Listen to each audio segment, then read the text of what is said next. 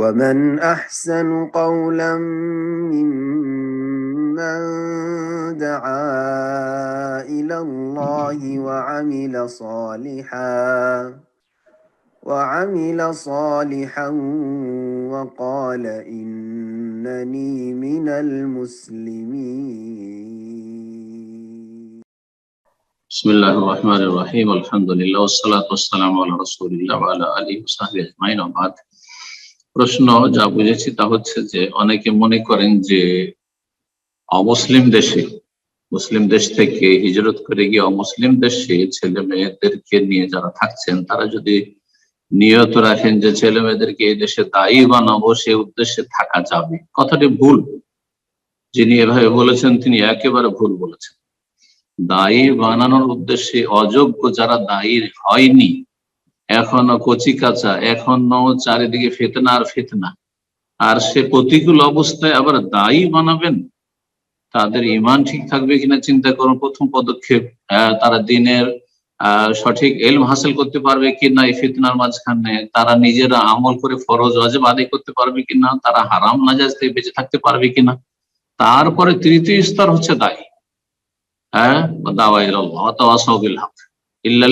আমানুটা ঠিক থাকবে কিনা, ওয়ামেলুস সলিহাত ঠিক থাকবে কিনা আপনার ছেলে মেয়েদের বা যারা ওইসব দেশে আছেন। তারপরে স্তর হচ্ছে ওয়াতাওয়াসাবিল হক, দাওয়ার কাজ করা, যে আশাতে ওই দেশে থাকার কথা বলছেন। সুতরাং যারা এইভাবে বুঝছেন তারা একেবারে ভুল বুঝেছেন।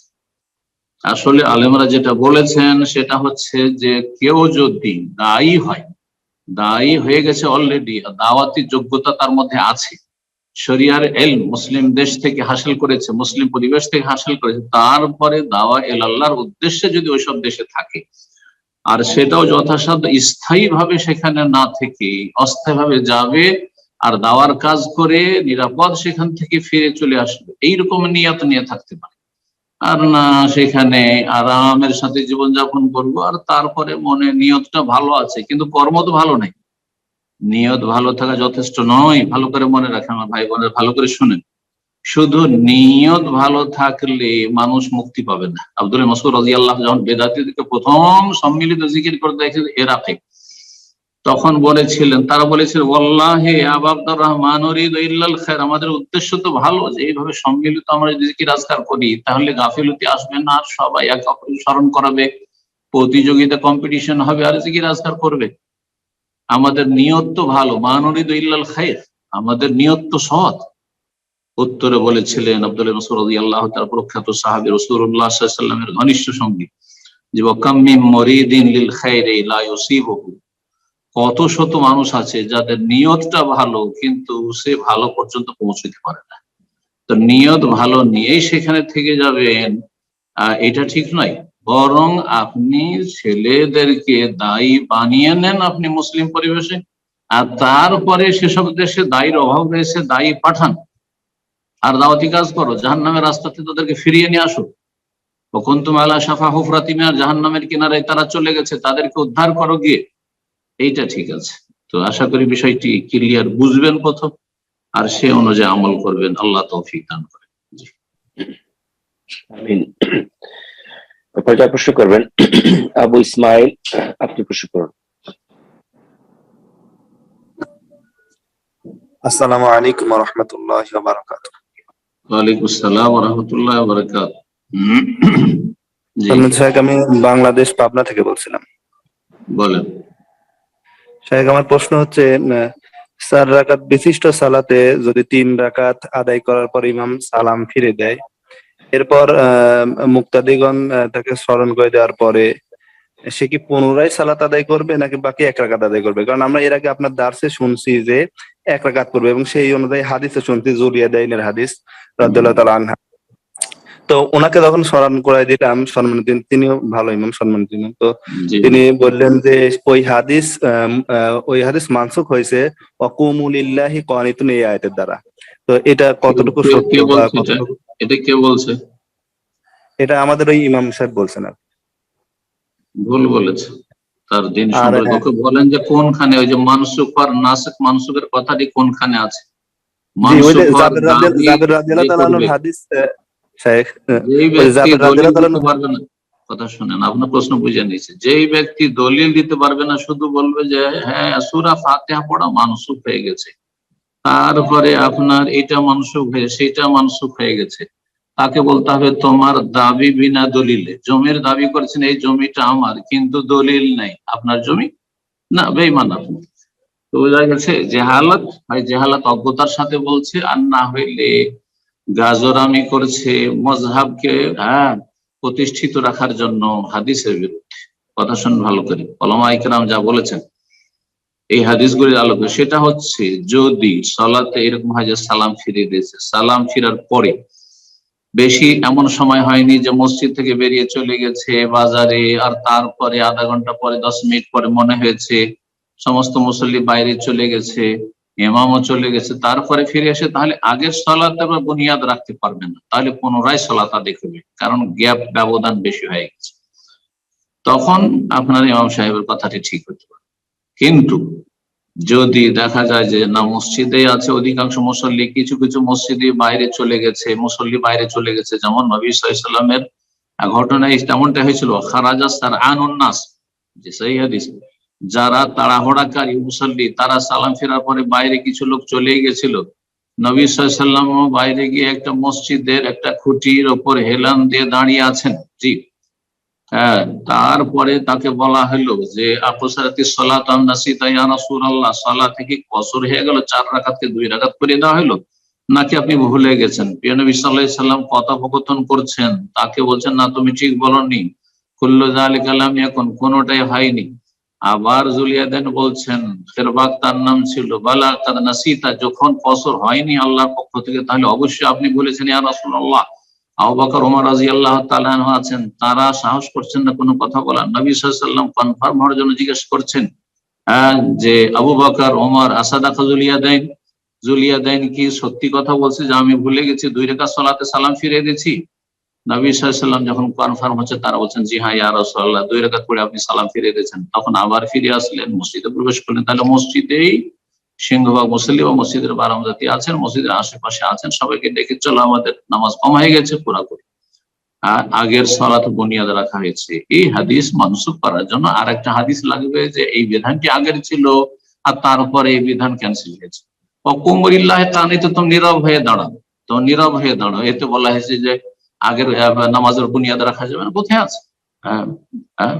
এরকম কোনো কথা নেই আসলে। নীরব হয়ে দাঁড়া মানে সালাত শুরু করেছেন, যতক্ষণ সালাতে সালাম ফেরানো হচ্ছে কোনো মানুষের সাথে কথা বলতে পারবেন, নড়াচড়া বেশি করতে পারবেন না। তবে মাসলাহাতুস সালাত, সালাতের যদি স্বার্থে হয় তাহলে নড়াচড়া অবশ্যই করতে পারবেন। মোবাইল বেজে চলে যাচ্ছে আর জাহিলের মতো এক শ্রেণীর লোকের না নড়াচড়া করে পকেটে হাত ভরা যাবে না, সমস্ত মুসল্লির নামাজ নষ্ট করে দেবে। কোমরিল্লাহ কানিতেনের আয়াত পেশ করে জেহালত হচ্ছে। কোরআন হাদিসকে বুঝতে হবে, যেভাবে সালাফে সালিহিনরা বুঝেছে। আল্লাহ তৌফিক দান। জি, আমিন। প্রশ্ন করবেন রাবেয়া, আপনি প্রশ্ন করুন।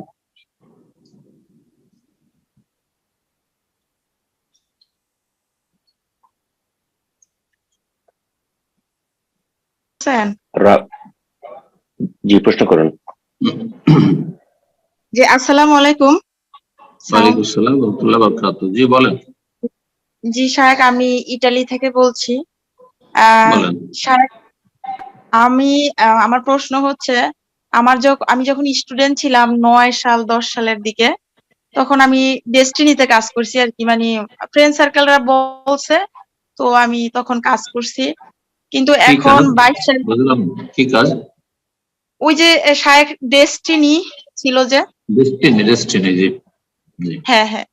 তো তখন মানে 2-3 বছর কাজ করার পর তো ওই কোম্পানি চলে গেল, তখন অত তো বুঝ ছিল না, বাইয়াও ছিল না। তো আমার বাবা কিছু জরিমানাও দিতে হয়েছে, যেহেতু অনেক লাখ লাখ টাকা মানে ওই কোম্পানিতে জমা দিয়েছিলাম। কিন্তু এখন কিছু সদস্য আমার কাছে, এরকম অনেকের কাছে শুনি আর কি, আমার কাছে দাবি করে।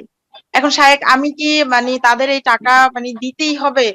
যেহেতু অনেক টাকা, আমি কিভাবে দেব বা আমার কি করণীয়? কিন্তু তারা ক্ষমা করতে চায় না। মানে আমি যদি বলি যে আমাকে ক্ষমা করে দেন, আমি আসলে তখন তো আমার বুঝছিল না, আমি তখন কাজ করছি, কোম্পানিতেই টাকা দিছি, কিন্তু তারা বলে যে তোমারে দিছি, তুমি কই দিছো আমরা জানি না। কিন্তু এখনো তারা কিছু কিছু দাবি করে আর কি। জি, আল্লাহ সহজ করুন। দেখেন, কেউ যদি আপনাকে টাকা দেয় কোনো কোম্পানিতে লাগাবার জন্য, আর সেখানে আপনি তাদের পক্ষ থেকে উকিল, আমানতদার উকিল, মানে এরকম উকিল যে আপনি যেন আমিন, আপনার হাতে দিয়েছে, ওরা আপনাকে চেনে, কোম্পানিকে চিনি না, আপনাকে চিনি, টাকা আপনাকে দিলাম, কিন্তু তাহলে আপনাকে পেমেন্ট করতে হবে। সেটা কোম্পানি যদি মেরে খেয়ে নেই, সেটা আপনার পয়সা মেরে খেয়েছে। আপনি কোম্পানির এজেন্ট হিসাবে কাজ করছিলেন আর তাদের কাছে আমিন হিসাবে নিয়েছেন, আমানত নিয়েছেন, তাহলে ফেরত দিতে হবে, আপনার জন্য খরচ। চেষ্টা করে যান। যদি এইরকমই পরিস্থিতি হয়, আমি বুঝি না এটা কিভাবে আপনারা কি আপনাকে আমানতদার হিসাবে মানুষ দিয়েছে, নাকি আপনাকে না, না, দিয়েছে যে আপনি টাকাটা আমরা সরাসরি পৌঁছাতে পারবো না, টাকাটা আপনি কোম্পানিতে জমা করেন, আর তারপর কোম্পানির সাথে আমাদের বোঝাপড়া, আর লাভ লস আমাদের, আপনার সেখানে আর কোনো দায় দায়িত্ব নেই। যদি এমনটা হয় তাহলে আপনাকে পেমেন্ট করতে হবে না, তারা দাবি করলেও। জি, সম্মানিত সাহেব, মানে তারাই এরকম আর কি, মানে তখন তো আমি স্টুডেন্ট লেভেলে ছিলাম, আমার আত্মীয় স্বজন, খালা বা আরো যে কাছের লেভেলে মানুষ আছে থাকে, না। আপনি হ্যাঁ, কোম্পানির হ্যাঁ, কোম্পানির একজন রিপ্রেজেন্টেটিভ, প্রতিনিধি হিসাবে কাজ করেছেন। হ্যাঁ, হ্যাঁ, আমি কোম্পানির প্রতিনিধি হিসেবে কাজ করছি। তারাও জানে, তারা মানি রিসিট পাইছে, তারা ওখান থেকে ইনকামও পাইছে। তখন তো ইনকামও পাইতো না, তারা ইনকাম, মানে কোম্পানি থেকে ইনকামও পাইছে। কিন্তু যখন কোম্পানিটা চলে গেছে, হয়তো তারা 1 লাখ টাকা দিছে, কিন্তু 30,000 টাকা ইনকাম পাইছে, কিন্তু বাকি টাকা এখন তারা দাবি করে 70,000 টাকা তো তুমি দিতে হইব, তাই না? আমরা 30,000 টাকা না কোম্পানি থেকে পাইছি, এরকম বলে আর কি। যেমনটা বললাম এ বিষয়ে এর বেশি আমি বলতে পারছি না। যেমন হালাল হারামের বিষয়, হকের বিষয়, এটি হকের বিষয়গুলিতে সাধারণত ফতুয়া দিয়ে কাজ হয় না, এটা যেতে হয় আদালতে, যেতে হয় তাদেরকে, আদালতে যেতে হবে, তাদের যদি ডিমান্ড থাকে আপনার বিরুদ্ধে, আর আপনাকে সেখানে আদালতে আপনাকে সাফাই পেশ করতে হবে যে না, আমার দায়িত্ব নেই, এটা আমি একজন আমি কি মাধ্যম কোনো হিসেবে ছিলাম। বোন, আমি আসসালামু কি কোনো আলাইকুম। বোন, আপনাকে আমি অনুরোধ করব, আপনি আপনার ফোনটা মিউট করে নিন, এবং যারা হ্যান্ড রেজ করেছেন সকলের প্রতি আমার অনুরোধ থাকবে, আপনারা জুম অ্যাপের অপশন ফলো করে হ্যান্ড রেজ করবে, আপনারা ফোনটাকে আনমিউট করবেন, আর ডিফারেন্ট ওয়েতে আপনারা মাইক্রোফোন ওপেন করবেন না। এটা আপনাদের প্রতি আমাদের বিনীত অনুরোধ থাকবে। সেক্ষেত্রে আমাদের জন্য প্রোগ্রামটা সুন্দরভাবে পরিচালনা করা সহজ হয়ে যাবে। এই ক্ষেত্রে আপনাদের সহযোগিতা কামনা করছি। বোন, আপনার ফোনটাকে মিউট করে দিন, শেখে কথা বলতে দিন। জাযাকাল্লাহ খায়ের। যে বিষয়টা বললাম যে এর বেশি বলতে পারছেন না, আপনি আপনার কথা বললে তো আপনার পক্ষেও বলতে পারছেন না, বিপক্ষে বলতে পারছেন না। আমি যেটা বলবো সেটা হচ্ছে, আপনাকে শুধু চেনে কাস্টমাররা, আপনাকে টাকা দিয়েছে, তাহলে আপনি তার দায়িত্বশীল, আপনাকে জবাবদিহিতা করতে হবে। এটা হচ্ছে শরীয়তের ফতুয়া। ফতুয়া আলাদা জিনিস, আর আদালতের চূড়ান্ত ফয়সালা আলাদা জিনিস। আদালতের চূড়ান্ত ফয়সালা হলে সেটা মেনে নেওয়া আবশ্যক, কিন্তু ফতুয়া মানুষের ভুল হতে পারে, সেটা মেনে নেওয়া অনেক সময় আবশ্যক। তো আমরা ফতুয়া দেওয়ার অধিকার রাখি, আদালতের কোনো ফয়সালা করি না, যেটা মেনে নিতে আপনিও বাধ্য না, তারাও বাধ্য না। এই দুটো কথাই কাযা আর ফাতোয়াতে পার্থক্য রয়েছে। তো যেটা বলবো সেটা হচ্ছে যে, আপনাকে শুধু চেনে কাস্টমাররা, আর আপনাকে দিয়েছে, দেখেন আপনাকে দিলাম আর আপনি লাভ দেখাচ্ছেন আমাদেরকে, সেজন্য আপনাকে দিলাম, আপনার কাছে আমরা টাকা বুঝিয়ে নেবো, তাহলে এইরকম যদি কথাটা থাকে, সেন্সে থাকে, তাহলে আপনাকে দিতে হবে ক্ষতিপূরণ, বা যে হক গুলো থেকে গেছে। আর যদি হয় যে না, আপনি এমনটা না, তারাকে কোম্পানির সাথে শুধু লিঙ্ক করিয়ে দিচ্ছেন, আর কোম্পানিতে তাদের টাকাগুলো নিয়ে গিয়ে জমা দিয়েছেন, আর বলেছেন যে এই কোম্পানিতে ডিস্ট্রিক্টে তোমরা জমা করছো, লাভ লস যা হবে তোমরা কোম্পানির কাছে বোঝাপড়া করবে, তাহলে আপনার দায়িত্ব নেই শরীয়তে। এটাই আমি বুঝি, বাকি আল্লাহু আ'লাম। জাযাকাল্লাহ খায়ের। তো ইনশাআল্লাহ এই পর্যায়ে প্রশ্ন করবেন আজাদ হোসেন, আপনি প্রশ্ন করুন। আসসালামু আলাইকুম ওয়া রাহমাতুল্লাহি ওয়া বারাকাতুহু। ওয়ালাইকুম আসসালাম ওয়া রাহমাতুল্লাহি ওয়া বারাকাতুহু। জি, সম্মানিত স্যার, দুবাই শারজা থেকে আজাদ হোসেন বলছিলাম। মাশাআল্লাহ, বলেন। শেখ, আমার প্রশ্ন হলো, বর্তমানে টেস্ট টিউবের মাধ্যমে বাচ্চা নেওয়া কতটুকু জায়েজ? বেঁচে থাকুন এইসব রিস্ক, ঝুঁকিপূর্ণ মাসলা থেকে। আর এই ফতোয়া আসলে হাওয়াতে, অনলাইনে ফতোয়া দেওয়া মুশকিল। এটার জন্য হাইয়াতুল কিবার ফতোয়া আছে, সেই ফতোয়া আপনারা দেখে নেবেন। সৌদি আরবের হাইয়াতুল কিবার ফতোয়া রয়েছে, মজমাউল ফিকহুল ইসলামের ফতোয়া রয়েছে, সেই ফতোয়া দেখে নেবেন। বেশ কিছু শর্ত সাপেক্ষ, বেশ কিছু পড়া শর্ত সাপেক্ষ, বিশেষ অবস্থায় জায়েজ হতে পারে। আর না হলে আসল হচ্ছে যে ঝুঁকিপূর্ণ পথে কেউ যাবেন না। জি, বাচ্চা হচ্ছে না, দ্বিতীয় বিয়ে করেন, তৃতীয় বিয়ে করেন, আর স্ত্রী বিয়ে করতে দিবে না, বাচ্চা হবে না কেন? আর স্বামীর বাচ্চা হচ্ছে না, যদি স্বামীর সমস্যা থাকে তাহলে তালাক নেওয়া জায়েজ রয়েছে, তালাক নেন, অন্য জায়গায় বিয়ে বসেন, বাচ্চা হোক। যে এটাই শরীয়ত।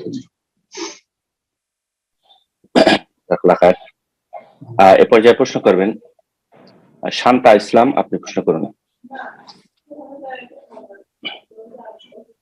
আসসালামু আলাইকুম শাহেদ। শাহেদ, ওয়ালাইকুম আমি আসসালাম বাংলাদেশের রাহমাতুল্লাহ। ঢাকা থেকে বলছি। জি বলেন। শাহেদ, আমার প্রশ্ন হলো যে আমাদের বাড়ির এখানে তালিম হয়, তো তালিম শেষে যে তালিম করে উনি হাত তোলে মোনাজাতের জন্য, তো সাথে সবাইকে বলে হাত তুলতে। উনি একা কিসের দোয়া করেন আর সবাই তালিম? তালিমটা প্রথম কথা, তালিমটা কিসের হয় একটু বলেন। কোরআনের তাফসীর নিয়ে। কোন কোন কোরআনের তাফসীর হয়? না ফাজাইল আমল পড়া হয়? না না, যেমন সূরা মুলক, তারপরে সূরা আসর, এগুলা দিয়ে। কোন কিতাব থেকে হয়? তাফহিমুল কোরআন হয় না মারিফুল কোরআন হয়? শুধু কোরআন হয়। যারা সাধারণত এসব তালিম করে মহিলারা, হয় তবলিগি মস্তুরাত তাদের বলা হয়, তবলিগি বেদাতি তালিম করে, আর না হলে জামাতে ইসলামের বেদাতি তালিম করে। এই দুই তালিমের কোন এক তালিম যদি হয় তাহলে এসব তালিমে অংশ নেওয়াই জায়েজ না। আর তারপরে সম্মিলিত মোনাজাত বেদাত, তাতে অংশ নেওয়া জায়েজ না, দুটোতেই জায়েজ। আর যদি কোরআন সুন্নাহ ভিত্তিক সালাফে সালেহিনের আদর্শ সামনে রেখে তাফসির করা হয়, যোগ্য ব্যক্তি, মহিলা হোক অথবা পুরুষ, যোগ্য ব্যক্তি তাফসির করে, তাহলে সেসব তাফসিরে হাজির হবে না। তাফসিরের নামে নাবালক নাবালিকা সব তাফসির করতে বসেছে, অথচ আরবির কিছুই বুঝে না, আরবির কোথায় কোন হরকত কেন হইলো তাও বুঝে না, না মুসারফ বুঝে না, তাফসির বুঝে না, আরবি ভাষায় কোনো পাণ্ডিত্য আছে আর তাফসির করতে বসেছে। এসব তাফসিরকারদের তাফসির শুনবেন না। আল্লাহ বুঝার তৌফিক দান। আমিন। এরপরে যা প্রশ্ন করবেন নাজমুন কলি, আপনি প্রশ্ন করুন।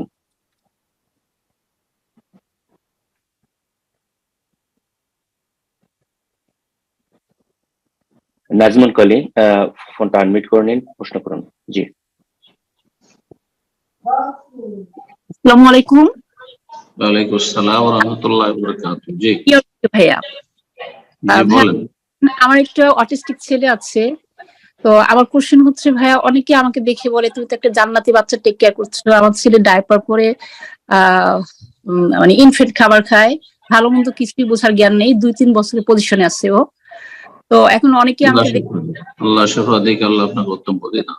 এখন আমার কোশ্চেন ভাই, আমাকে দেখে যে কেউ বলে যে তুমি একটা জান্নাতি বাচ্চা টেক কেয়ার করছো, আল্লাহ তোমাকে অনেক ভালোবাসে, তোমার জান্নাতে যাওয়া সহজ হয়ে যাবে, ও তো জান্নাতে যাবে না। আর একই সাথে ভাই আমার একটা কোশ্চেন যে হাসরের মধ্যে আল্লাহ তাআলা ওকে কিভাবে দেখবেন? কেন জান্নাতে যাবে না? ওর হুঁশ জ্ঞান নেই?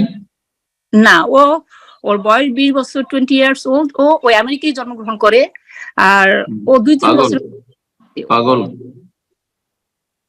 প্রতিবন্ধী যেটা বলে, মানে বিবেক প্রতিবন্ধী, জ্ঞান বুদ্ধি নাই কিছু, এটা হুঁশ জ্ঞান নাই।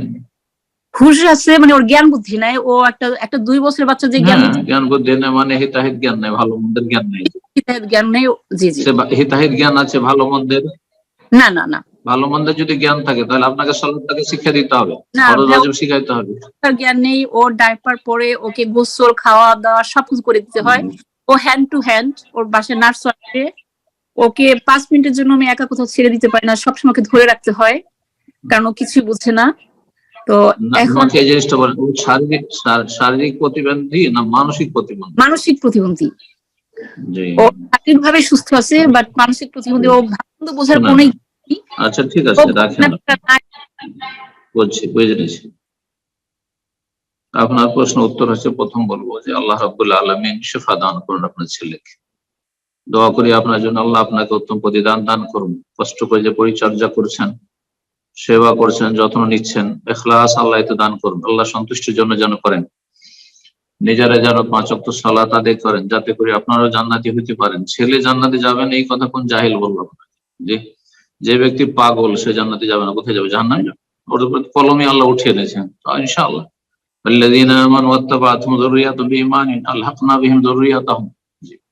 যারা বাপ মা ইমানদার, তাদের ছেলে মেয়েরা যদি ইমানদার হয়, আর আসল হচ্ছে যে মুমিনের ছেলে মুমিন, সুতরাং আপনাদের সাথে সেই ছেলের হাসর হবে ইনশাআল্লাহ। জি, আল্লাহ রাব্বুল আপনাদেরকে একসাথে একত্রিত করুন জান্নাতে।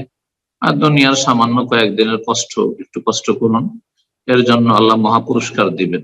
তবে জান্নাতের সার্টিফিকেট আপনার ছেলে জান্নাতি এই কথাটি, এই ভাষাটি ঠিক না, এটা সীমা লঙ্ঘন কারো সম্পর্কে। ছেলে জান্নাতি, অমুক শেখ জান্নাতি, অমুক হুজুর কিবলা জান্নাতি, এগুলি হচ্ছে সীমা লঙ্ঘন, হারাম বলা জায়েজ নয় কারো সম্পর্কে, একমাত্র আম্বিয়া রসুলগণ ছাড়া। আর যাদের সার্টিফিকেট আল্লাহ দিয়েছেন, হ্যাঁ, যেসব সাহাবায়ে কেরাম আল্লাহ সার্টিফিকেট দিয়েছেন তাদের রাদিয়াল্লাহু আনহু ওয়া রাদু আনহু, কিন্তু আমাদের আপনাদের তো সার্টিফিকেট আল্লাহ দেন।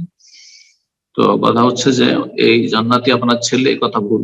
তবে হ্যাঁ, এই সেন্সে বললে, ওইভাবে না বললে বলবেন যে আপনার এই ছেলের সেবা যত্ন বা পরিচর্যা আপনাকে জান্নাতে নিয়ে যাবে, এভাবে বলবেন। কিন্তু আপনার পরিচিত লোকেরা যে আপনার জান্নাতি ছেলে ইত্যাদি সব বলা ঠিক নয়। জি, আল্লাহ বোঝার তৌফিক দান। দোয়া করি আল্লাহ রাব্বুল দিন দুনিয়ার আপনার সার্বিক কল্যাণ করুন। আমিন। এই পর্যায়ে প্রশ্ন করবেন আমরিন, আপনি প্রশ্ন করুন। আসসালামু আলাইকুম। ওয়ালাইকুম আসসালাম ওয়া রাহমাতুল্লাহি ওয়া বারাকাতুহু। জি, আমি নিউ ইয়র্ক থেকে বলছি। আমার কোশ্চেন হচ্ছে, আমরা কখনো কখনো নামাজের মধ্যে ভুল করে ফেলি, ইভেন কি সুন্নত নামাজেও। তা আমরা জানি ফরজ নামাজে যদি ভুল হয়ে যায় বা মনে হয় যে নামাজ পড়তে পড়তে যে মনে হয় একটা মানে একটা কিছু একটা বাদ পড়ে গেছে, বা একটা 2 রাকাত 4 রাকাতের জায়গায় 2 রাকাত পড়লাম না 3 রাকাত পড়লাম, ভুলে যাই অনেক সময়। তা সুন্নত নামাজে বা ফরজ নামাজে সহিহ সিজদা কি দুইটার সময় দিতে পারবো, বা কিভাবে দেবো একটু যদি বুঝায় বলতেন, বা কিভাবে এটাকে সলিউশন করবো আমরা? যখনই সন্দেহ হবে সালাতে, যখন সন্দেহ হবে 2 পড়লাম না 3 পড়লাম, প্রথম তাশাহুদে আছে না দ্বিতীয় তাশাহুদে, তাহলে আপনি কমটা ধরবেন, কারণ কমটা নিশ্চিত। 2 না 4 বা 2 বা 3, তো 2 তো নিশ্চিত, 3 পড়লাম না 4 পড়লাম, 3টা নিশ্চিত, এতে কোনো সন্দেহ নেই। সুতরাং কমটা ধরবেন, বেশিটা যদি বেশি আসলেও পড়ে থাকেন সেটা ধরবেন।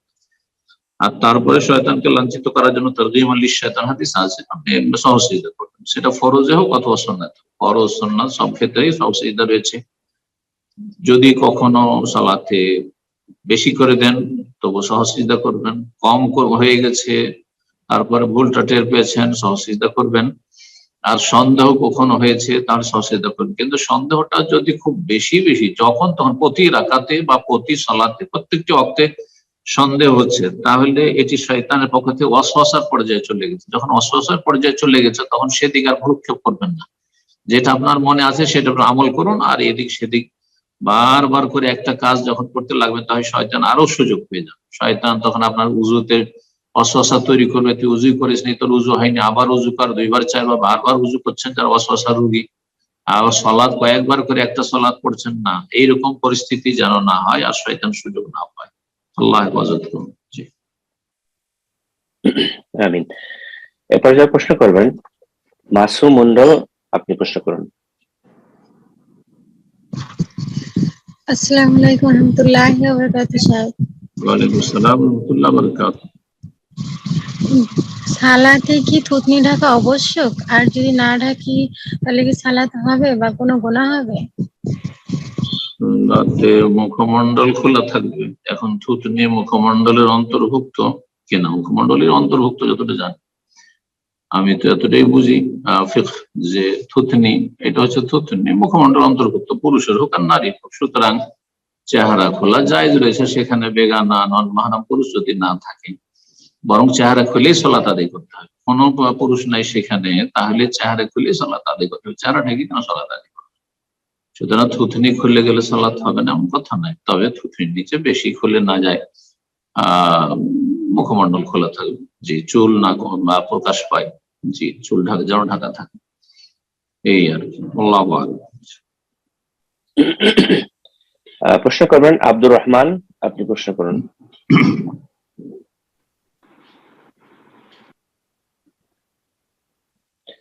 জি, আপনার ফোনটা আনমিউট হয়েছিল, আপনি আবার মিউট করেছেন, তো ফোনটা আনমিউট করে নিন। আব্দুর রহমান, প্রশ্ন করুন। আসসালামু আলাইকুম। ওয়ালাইকুম আসসালাম ওয়া রাহমাতুল্লাহি ওয়া বারাকাতুহু। জি,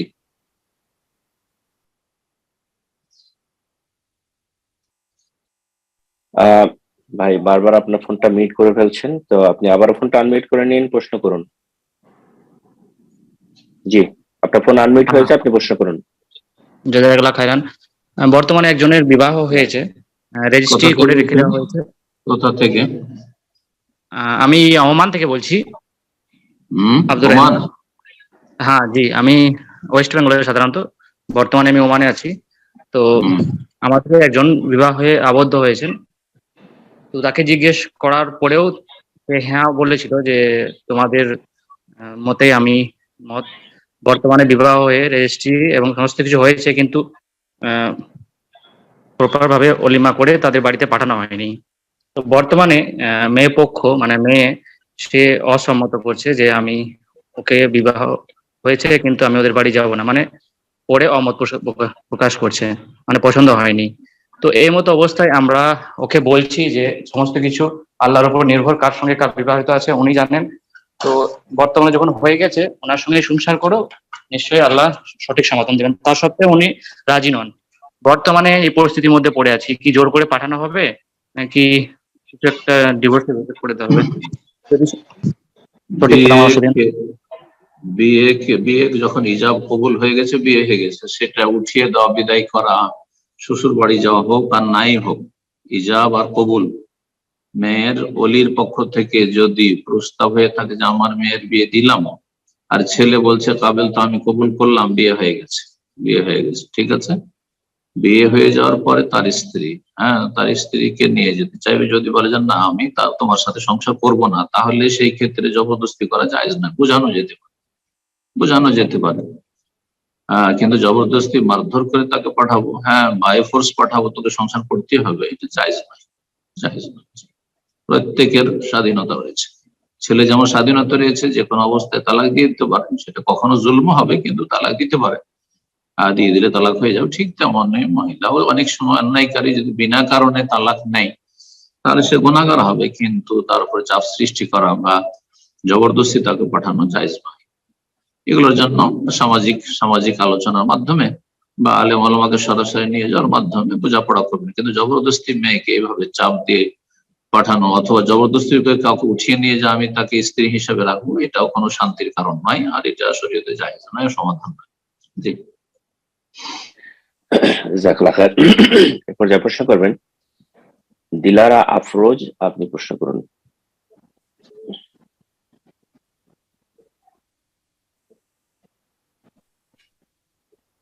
আসসালামু আলাইকুম শাইখ। ওয়ালাইকুম আসসালাম ওয়া রাহমাতুল্লাহি ওয়া বারাকাতুহু। জি, আমার প্রশ্নটা হচ্ছে যে আমার ছোট ভাই, সে ছোটবেলা, জি আমি দিলারা, আমি ঢাকা থেকে বলছি। জি বলেন। আমার ছোট ভাই সে ছোটবেলা থেকে ব্যবসা করতো আমার বাবার সাথে। তো আরো ব্যবসাটা হালকা করার জন্য আমার বাবা মানে লটারির মাধ্যমে দোকান নেয়। তো একটা বাবার নামে নেয়, একটা আমার ছোট ভাইয়ের নামে নেয়। তো বাবার নামে লটারি উঠেনি, আমার ছোট ভাইয়ের নামে লটারিটা উঠেছে। তো এখন অনেক বছর সেটা, সে প্রায় এখন 20-25 বছর পার হয়ে গেছে। এখন আমাদের ওই যে পারিবারিক ভাবে ওই যে সম্পত্তি বন্টনের একটা ব্যাপার আসছে। তখন ওখানে আমার ছোট ভাই বলে যে যেহেতু দোকানটা আমার নামে উঠেছে, তোমরা দোকানটা আমাকে দিয়ে দাও। সে কি এর মধ্যে সে অনেক ব্যবসা করে অনেক কিছু করেছে, সে আরো অনেকগুলো দোকান নিয়েছে, কিন্তু আমার বাবা থাকা অবস্থায় সে দোকানটা নিয়েছিল, যে দোকানটা যে লটারির মাধ্যমে ও পেয়েছিল আর কি, সেটা ওর নিজস্ব কোনো টাকা না, সেটা আমার বাবার টাকা ছিল। এখন সে দাবি করছে যে তোমরা আমাকে দিয়ে দাও, যেহেতু এটা আমার লটারির মাধ্যমে আমরা পেয়েছি। আমরা 2 বোন 3 ভাই। তো একটু সমাধান জানতে চাচ্ছি, আমরা কি আমার ভাইকে দোকানটা দিয়ে দিব না আমরাও এটা অংশীদার পাবো? জি জি বুঝতে পারছি। সমাধান হচ্ছে যে যেহেতু আপনাদের আব্বার টাকা দিয়ে আপনার ভাই দোকানটি পেয়েছে, নিজের ব্যক্তিগত টাকা পয়সা দিয়ে নয়, সম্পদ দিয়ে নয়, সুতরাং দোকানটি যার লটারিতে উঠুক না কেন আপনার আব্বার, সেটি আপনার আব্বার। আর আপনার আব্বার যখন সম্পদ, তখন তাদের সবার ভাগ রয়েছে।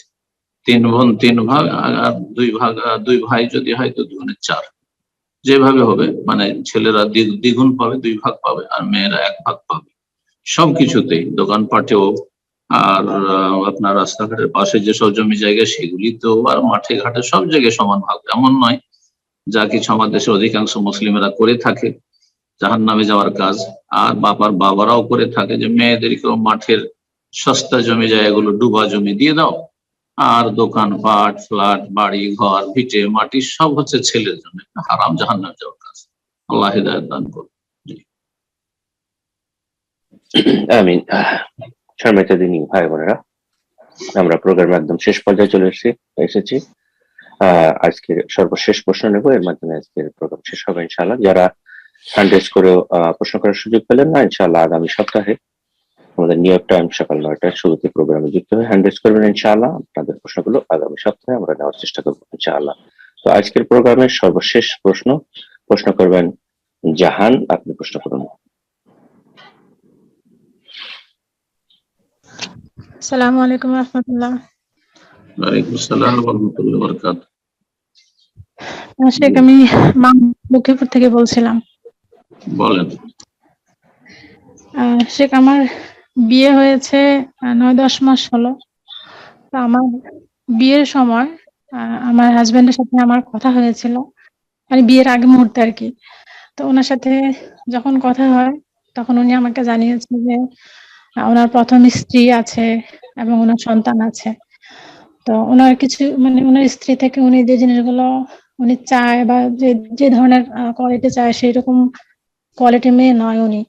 তারপরেও এখন যে জীবনে যেহেতু জড়িয়ে নিয়েছে, তো তাকে তো ছাড়তে পারবে না। তারপর উনি চাচ্ছে যে আরেকটা বিয়ে করতে। তো আমার সাথে যখন কথা হয়, আমি ওনাকে মানে ওনার সবকিছু দেখে আমার কাছে মনে হয়েছে যে হ্যাঁ ঠিক আছে, সামনে আগানো যায়। তো উনি আমাকে প্রথমে বলে নিয়েছে উনি আমাকে ওনার পরিবারে তুলতে পারবে না বা সেভাবে পরিচয় দিতে পারবে না। হ্যাঁ, কয়েক বছর গেলে আস্তে আস্তে হয়তো বিষয়টা সমাজে তুলবে। তা আমার কোনো আপত্তি ছিল না। পরিচয় দিতে পারবে না মানে কি গোপন রাখবে বিয়ে করে? না, আমি ওনার স্ত্রী এটা রাখবে, কিন্তু ওনার পরিবারে বা ওনার এলাকায় মহল্লায় আত্মীয় স্বজনে কোথাও এটা প্রকাশ করবে না, এই পরিচয় দিতে পারবে না। ওনার এলাকায় পরিচয় দেবে তো না, কিন্তু আমার পরিবার রাজি ছিল না। তারপরে আমি আমার আপনার গ্রামের পরিবারকে লোক রাজি জানে, করি। আমার বাবা যেখানকারই হোক, আপনার মুসলিম সমাজে আপনার গ্রামের লোকেরা জানে যে আপনি ওনার স্ত্রী বিয়ে হয়েছে, নাকি কাউকে জানতে দেয় না? ওনার পরিবারের কাউকে জানতে দেয়নি, বা ওনার এলাকা আমার এলাকা আলাদা আলাদা। তো আমার এলাকার পরিবার বলেন বা আমার ওনার আপনার এলাকার এলাকার উনি ছাড়া লোকেরা জানে কেউ কিনা, জানে না না। কেউ জানে না? আমার এলাকার লোকেরা জানে। কমপক্ষে জানতে হবে মুসলিমদের। আলেমুন নিকাহ নবী সাল্লাল্লাহু এলান করতে বলে, ঘোষণা করতে বলেছে, জানতেই তো হবে। একেবারে গোপনে শুধু স্বামী স্ত্রী জানবো, হ্যাঁ, আর অনেকে তো বলেছে দুজন সাক্ষী শুধু জানাও যথেষ্ট না, কারণ নেকার ঘোষণা করতে বলা হয়েছে। তবে ঘোষণা না থাকলে কমপক্ষে দুজন জানবে, এটা তো ফরজ সবার কাছে। আর তারপরে অতিরিক্ত জানাজানি থাকতে হবে, না হলে সমাজে ধরেন ওর সাথে যখন চলাফেরা করছেন তখন মানুষের কাছে মার খেতে হবে, অপমান হইতে হবে শরীয়ত। এই দিক লক্ষ্য করে আর এই সমস্ত অনেক উপকারিতা রয়েছে ঘোষণার, যার ফলে বিয়ে শাদী গোপনে করা যায় নয় আসলে। আর আপনার প্রশ্ন কি বলেন? তো উনি আসলে যে এইভাবে জি আমি বলতে চাচ্ছি, তো আমার বিয়ের পরবর্তীতে ধীরে ধীরে উনি আমাদের ফোনে বিয়ে হয়, আমার পরিবারের সম্মতিতে সবকিছু মিলে আমাদের ফোনে বিয়ে হয়। উনি সৌদি আরবে থাকেন। সো উনি আপনার একজন স্টুডেন্ট শেখ। তো আমাদের ফোনে বিয়ে হওয়ার পরে উনি সাক্ষীটা কি ছিল? আমার পরিবারের লোকজন সবাই ছিল, আর উনি মানে ওনার পক্ষ থেকে শুধু উনি একাই ছিল। আমার পরিবার থেকে আমার ভাই বা আমার আত্মীয় এরা ছিল সবাই। তো উনি এর 4-5 মাস পরে দেশে আসেন, এসে 4 দিন স্টে করে চলে যান। তো প্রশ্নটা মানে আসার বিষয়টা হচ্ছে, আমি ধীরে ধীরে এখন মানে সম্পর্কটা এখন যদিও এই 10 মাস হয়েছে, ওনার সাথে আমার 4 দিনই দেখা হয়েছে। আমি এখন ধীরে ধীরে ওনার আচরণে বা ওনার কথায় সবকিছুতে বুঝতে পারছি উনি আমাকে প্রথম যেই জিনিসগুলো বলেছেন ওনার প্রথম স্ত্রী সম্পর্কে, ওনার হয়তো ওনার প্রথম স্ত্রী এটা এরকম ছিল না ওরকম ছিল না, বাট এখন দেখছি যে এগুলো আসলে ভুল ছিল, অনেকটাই ভুল ছিল। আর ধীরে ধীরে উনি আমাকে জি এখন ধীরে ধীরে উনি আমাকে বলেন যেগুলো ধোঁকাবাজি ছিল। জি, তারপরে আসলে বলতে পারছি না। তো এখন উনি আমাকে সময় কম দেয় বা উনি আমাকে বুঝায় যে আমার কাজের চাপ অনেক বেশি। আমাকে ওনার কাজের মধ্যে ইনভলভ করেছে, ওনার অফিসিয়াল টিমের মধ্যে ইনভলভ করেছে, আমি ওনার অফিসিয়াল কিছু অ্যাক্টিভিটি দেখি, কিন্তু উনি আমাকে পার্সোনালি কোনো সময় দেয় না, খুব কম কল দেয়। আর আমি যদি বলি তো উনি আমাকে বলে যে আমার কাজের মধ্যে সারাক্ষণই তো তুমি আমাকে দেখছো, আমার সাথে কথা হচ্ছে, তাহলে তোমার সাথে এক্সট্রা করে আর কথা বলার কি আছে। সৌদি আরবে 8 ঘন্টা কাজ থাকে, 24 ঘন্টার মধ্যে 8 ঘন্টা কাজ থাকে, সবসময় কাজ থাকে না। না, ওনার নিজের কোম্পানি, সেজন্য ওনার নিজের কোম্পানিতে সেই হিসাবে কাজ করে। আমাকে ওনার গ্রুপ আপনাকে মোটে সময় দেয় না, তো আগের স্ত্রী কি সময় দিচ্ছে? সবার হক নষ্ট করছে। এরকম লোকে দ্বিতীয় তৃতীয় বিয়ে করাই যায়। তো এখন উনি যখন আমার সঙ্গে কথা বলতে বলতে মানে ওনার মুখ থেকেই শোনা যে ওনার বাচ্চা পড়াশোনা করে, স্কুলে পড়ে, সকাল সন্ধ্যা ওনার স্ত্রীকে নিয়মিত কল দিচ্ছে, বা আজকে বাচ্চারা অসুস্থ। উনি কথা বলতে গিয়ে এই সমস্ত কথাগুলো বলে যে আজকে ওদেরকে ফোন দিতে হবে। প্রশ্নকে সংক্ষিপ্ত করুন, আপনার মূলত আসল প্রশ্নটা বলুন। জাযাকাল্লাহ খায়ের, অনেক লম্বা হয়ে গেছে। জি শেখ, আমার আসল প্রশ্ন হচ্ছে, আসলে আমি আশা বা যে বিশ্বাসের সহিত সম্পর্কে আগিয়েছি, বাট আমার অন্তর থেকে ওনার প্রতি বিশ্বাস, ভালোবাসা বা ট্রাস্টটা নষ্ট হয়ে গিয়েছে। তো আমি কোনোভাবে হয়তো আমার দুনিয়ার জীবনে এখন আমি ওনাকে ছাড়তে পারবো না, কারণ আমার পিছনে আমার বাবা মা নেই, কেউ নেই। কিন্তু আমার কেন যেন মনে হয় যে আমি আখিরাতে ওনাকে স্বামী হিসেবে চাই না। তো এই আমার যে চাওয়াটা, এটা কি আমার কোনো গুনাহ হচ্ছে কিনা, বা আমার যে কষ্ট আসলে কি আমি কোনো পাপ করে ফেলছি কিনা, আমার এটাই হচ্ছে জানার ইচ্ছা। দেখেন, আমাদের ছাত্র পরিচয় দিয়ে অনেকে ধোঁকাবাজি করছে, সতর্ক সাবধান। কেউ যদি আমার ছাত্র বলে আমি দ্বিতীয় তৃতীয় বিয়ে করতে চাইছি, বিশ্বাস করবেন না, অধিকাংশ ধোঁকাবাজ। আল্লাহ হিদায়াত দান করুন। জি। তারপরে যেমন পুরুষরা, মহিলারাও মিথ্যা কথা বলে, পুরুষরাও মিথ্যা কথা বলে, সব কথা অন্ধভাবে বিশ্বাস করবেন না। মিষ্টি কথা সবাই বলে, কিন্তু ইমানের দুর্বলতা আজকাল অধিকাংশ মানুষের মধ্যে রয়েছে। আল্লাহ হিদায়াত দান করুন। বিয়ে করার জন্য বেশ কিছু শর্ত রয়েছে, বিশেষ করে দ্বিতীয় তৃতীয় চতুর্থ বিয়ের জন্য বেশ কিছু শর্ত রয়েছে। আল্লাহর ভয় থাকলে মানুষ এইভাবে বেপরোয়া হবেন না। যাকে বিয়ে করবে তাকে অবশ্যই সময় দিবে। আল্লাহকে ভয় করা উচিত। কিয়ামতের দিনে ফেঁসে যাবে যদি এইভাবে হক নষ্ট করে কারো, তাহলে জালেম হিসাবে কিয়ামতে হাসর মাঠে আল্লাহ হিদায়াত দান করুন। এবং প্রত্যেককে আল্লাহ রাব্বুল আলামিন ন্যায্য অধিকার যেন আল্লাহ ফিরিয়ে দেন তাদের থেকে, এবং আপনাকে জুলমের শিকার হওয়া থেকে আল্লাহ রক্ষা করেন।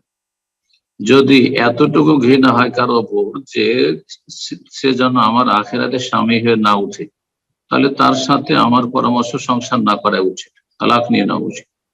আল্লাহর ভরসা করে আল্লাহ রাব্বুল আলামিন উত্তম বিকল্প দান করেন, ভালো ব্যবস্থা করেন। কারণ নিশ্চয়ই সেই ব্যক্তি এত বেশি দুর্ব্যবহার করেছে অথবা করছে, অথবা সে মোটেই হক আদায় করছে না, যার ফলে এই ঘৃণাটা তৈরি হয়েছে। তো এইরকম পরিস্থিতিতে তার সাথে দুনিয়ার গরজে শুধু স্ত্রী হয়ে থাকা, এটা খুব শান্তির বিষয় না, মানসিক অশান্তির বিষয়, মানসিক পীড়ার বিষয়, আর মানসিক রোগের কারণ হতে পারে, শারীরিক রোগের কারণ হতে পারে, আর পরিণামটা আরো বেশি ভয়াবহ হইতে পারে। ওর চাইতে ভালো কোন আল্লাহর বান্দা হয়তো আল্লাহ মিলিয়ে দেবেন, আল্লাহ রাব্বুল আলামিনের কাছে দোয়া করতে থাকেন, ইস্তেখারা করেন। আর যদি তার সাথে সংসার করতে হয়, তাহলে যথাসাধ্য অন্তরকে পরিষ্কার রেখে তার হেদায়েতের জন্য দোয়া করতে হবে। আর তাকে যদি বিশ্বাসই করছেন যে এত ব্যস্ত, নিজের ব্যবসা বলেছে 24 ঘন্টাই ব্যস্ত সে, তাহলে তার সাথে আপনি বললেন যে তার ছেলে মেয়েদের খোঁজ খবর নিচ্ছে, তো স্ত্রী কেন খোঁজ খবর? ছেলে মেয়ের খোঁজ নিবার, স্ত্রীর খোঁজ খবর নিবেন কেমন? আল্লাহ সকলকে হেদায়েত দান করুন এবং সমস্ত রকমের প্রতারণা থেকে আল্লাহ রাব্বুল আলামিন বাঁচিয়ে রাখুন, এবং প্রতারণা অনিষ্ট থেকে আল্লাহ বেঁচে থাকার তৌফিক দান করুন, বাঁচিয়ে রাখুন। আল্লাহ রাব্বুল আলামিনের কাছে ধরে আল্লাহ আপনারা ভালো করুন, সকল মুসলিম মুমিন মুমিনাত ভাই বোনদের আল্লাহ ভালো করুন। বারাকাল্লাহু ফিক। আমিন আমিন। জাযাকাল্লাহ খায়ের শেখ, আজ অনেক সময় হয়ে গেল, ইনশাআল্লাহ আজ নেই। জি ইনশাআল্লাহ। জাযাকাল্লাহ ফিক। ঠিক আছে, আজকে অসুবিলম্বে একটু শুরু করা হয়েছে, যাই হোক সমস্যা নেই, তারপরে সময় হয়েছে। জাযাকুমুল্লাহ খায়ের। যেসব ভাই বোন আমাদের সাথে থাকলেন, আশা করছি যে আমাদের প্রশ্ন উত্তরের চাইতে বেশি আমাদের ধারাবাহিক দার্স যে হচ্ছে 25 মিনিট থেকে আধা ঘন্টা, তাতে থাকার চেষ্টা করবেন। তাতে বেশি আপনাদের ইলম হাসিল হবে, আমল ভালো হবে, আখলাক ভালো হবে।